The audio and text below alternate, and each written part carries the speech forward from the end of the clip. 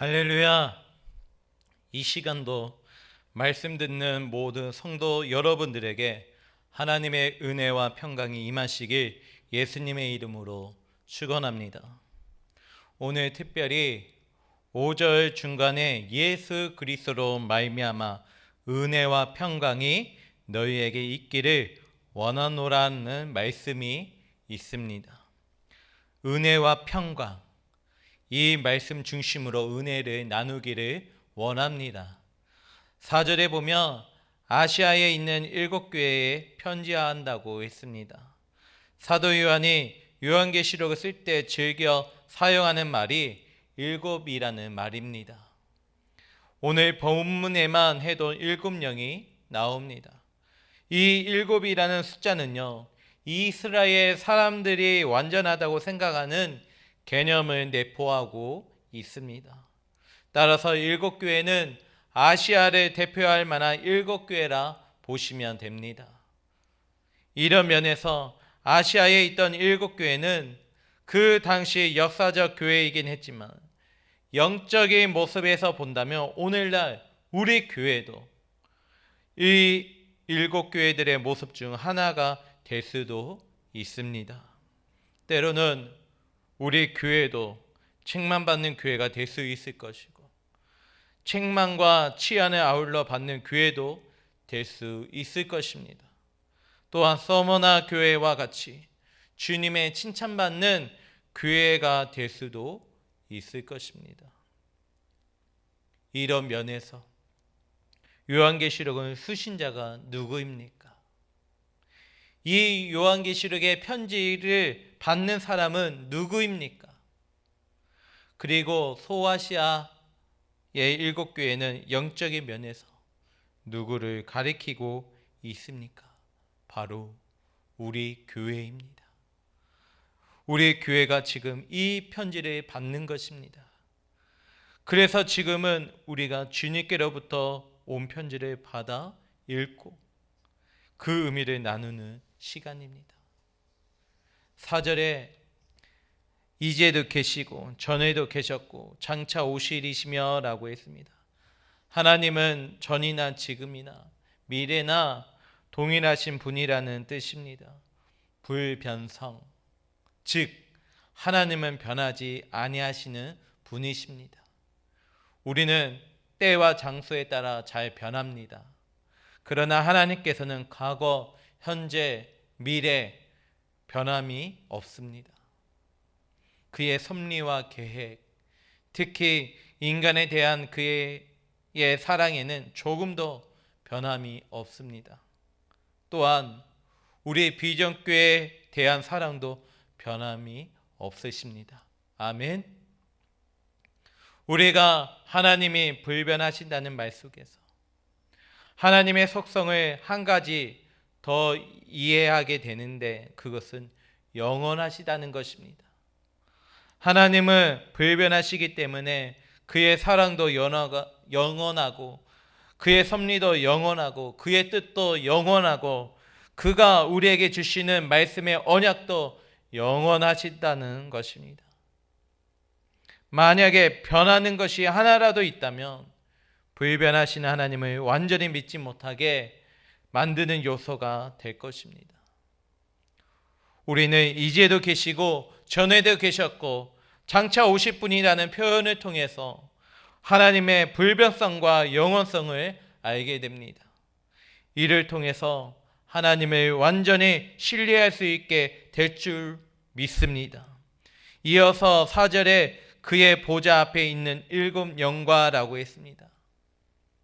오늘 이 본문에서 7영은 성령을 가리키는데 이 7이라는 말은 앞서 말씀드린 바와 같이 완전을 뜻합니다.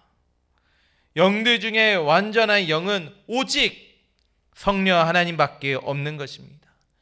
이 7영이라는 표현은 앞으로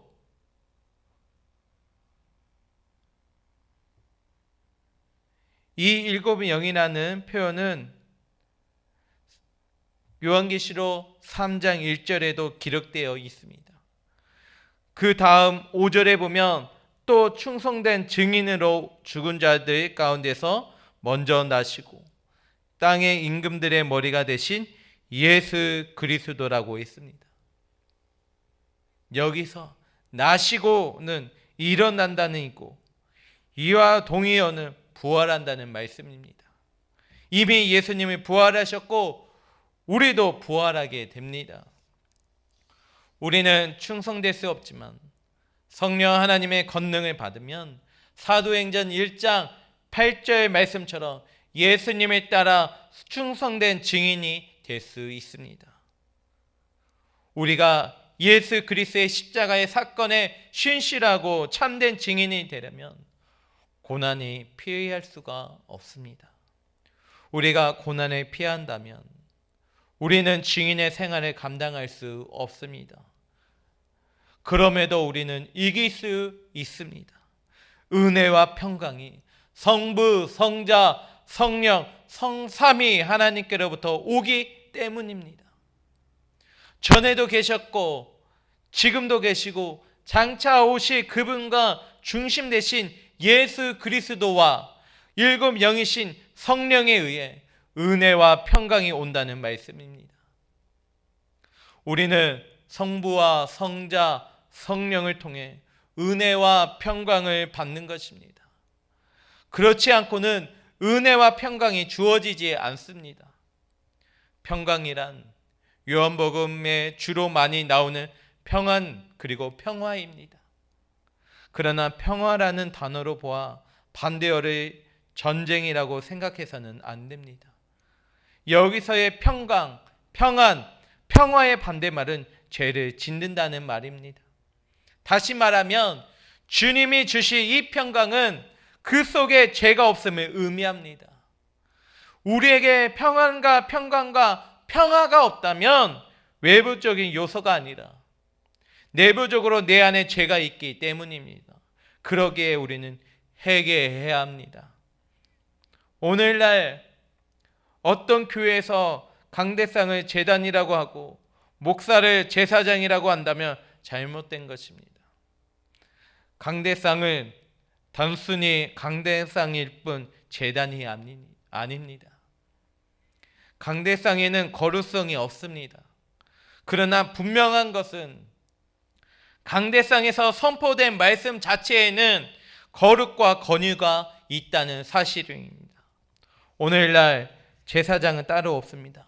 즉 이제 구약의 제사장은 더 이상 없습니다.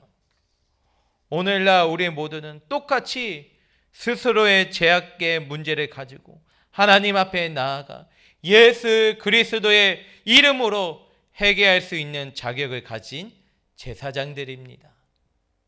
그렇지만 구약에서는 그렇게 하지 못했습니다.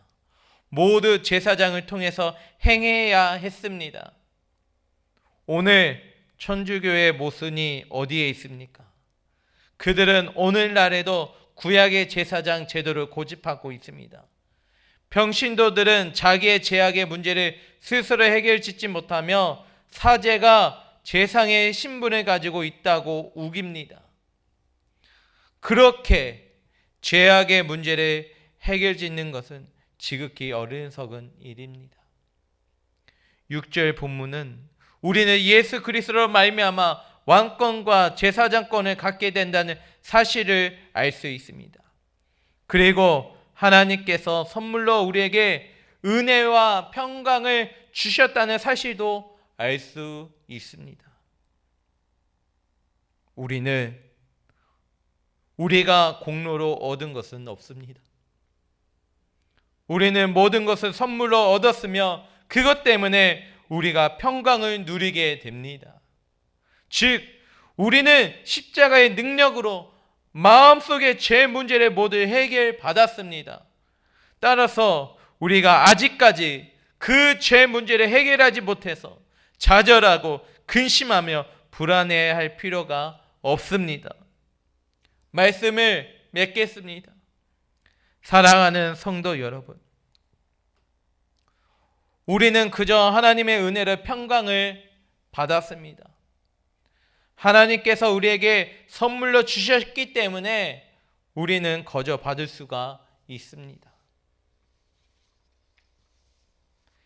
예수 그리스도께서 우리의 죄를 지고 가셨습니다. 그분은 우리의 왕이시며 제사장이십니다. 죄 용서함을 받은 은혜의 강교 속에서 그분만을 믿고 의지하며 고난의 증인된 삶을 사시길, 그리고 그리스도 안에서 한없는 평강을 누리시기를 주님의 이름으로 축원합니다. 기도하겠습니다.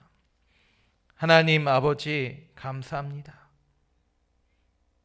예배를 드릴 수 있도록 이 시간을 허락해 하신 것 정말 감사합니다.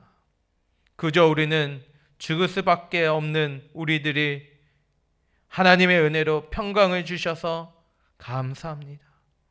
오늘 우리들의 죄 용서함을 받은 은혜의 간격 속에서 주님 안에 믿고 의지하며 고난의 증인된 삶을 살아갈 수 있도록 하나님 인도하여 주시옵소서. 예수님의 이름으로 기도드립나이다. 아멘.